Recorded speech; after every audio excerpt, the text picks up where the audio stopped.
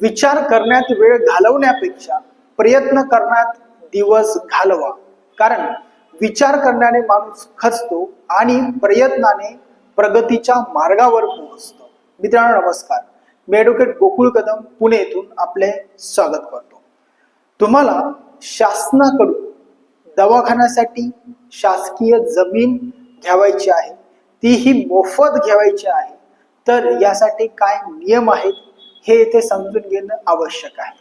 कारण शासनाकडून दवाखान्यासाठी सरकारी जागा कशी घ्यावी, त्यासाठी कोणते कायदे असतात व त्यातील कोणते कलम हे महत्वाचे आहेत, हेही समजून घेणं तितकंच महत्वाचं आहे. सरकारी जमीन ही वैद्यकीय सुविधा, ग्रामीण आरोग्य सेवा तसेच आरोग्य सेवा इत्यादी कामासाठी दिली जात असते. आरोग्य विभागाचे नियम तसेच महाराष्ट्र जमीन महसूल संहिता 1966 हा कायदा तसेच या नियमांचा येथे विचार होत असतो. आता असाही येथे प्रश्न निर्माण होतो की प्रायव्हेट व्यक्तीला अशी जमीन मिळते का? तर येथे ही बाब लक्षात घ्यावी की सोसायटी रजिस्ट्रेशन ऍक्ट नुसार जी संस्था रजिस्टर असेल तिला मिळते, कोऑपरेटिव्ह सोसायटी ऍक्ट नुसार संस्था नोंदणी असेल तर त्याला मिळते, नॉन प्रॉफिटेबल संस्था जी असेल तिला देखील ही मिळते, तसेच पब्लिक चॅरिटेबल ट्रस्ट असेल यांना अशी जमीन ही देण्यात येऊ शकते. त्याचप्रमाणे महाराष्ट्र जमीन महसूल संहिता त्यातील कलम 30 चा जर विचार केला तर आरोग्य सेवा ही पब्लिक पर्पज मध्ये मोडत असतं.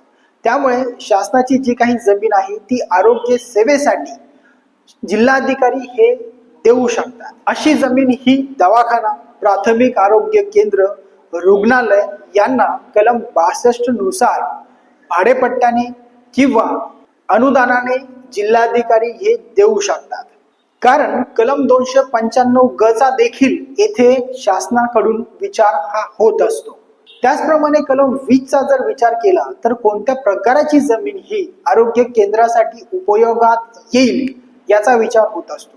तसेच जी जमीन तुम्हाला देण्यात आलेली आहे तिचा जर वापर त्या कामासाठी होत नसेल तर कलम 38 नुसार ती जमीन देखील परत शासन घेऊ शकते. त्याचप्रमाणे ज्यावेळेस शासन अशी जमीन ही दवाखान्यासाठी देत असते त्यावेळेस आरोग्य विभागाचे काही महत्वाचे जे कायदे आहेत त्यांचाही येथे विचार होत असतो.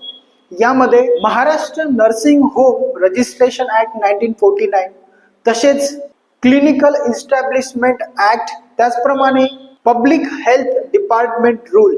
त्याचप्रमाणे आता आपल्याला जमीन मिळवायची आहे, यासाठी सगळ्यात महत्वाची अट म्हणजे जमीन ही जी पब्लिक ट्रस्ट आहे त्यांनाच मिळते, म्हणजेच ती नॉन प्रॉफिट असावी.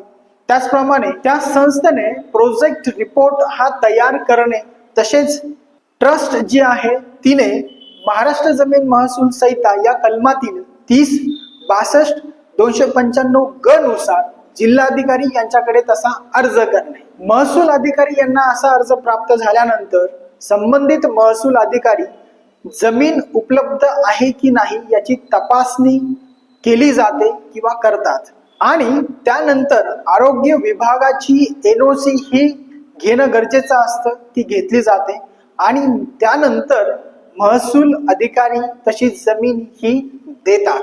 तसेच अशी जमीन देताना येथे ती रियायती दराने दिली जाऊ शकते, तसेच 30 किंवा 50 किंवा 90 वर्षाच्या कराराने देखील दिली जाऊ शकते किंवा ती फ्री म्हणजेच मुक्त मध्ये देखील दिली जाऊ शकते. परंतु यासाठी कायद्याचे अटी व नियम जे आहेत ते लागू होत असतात.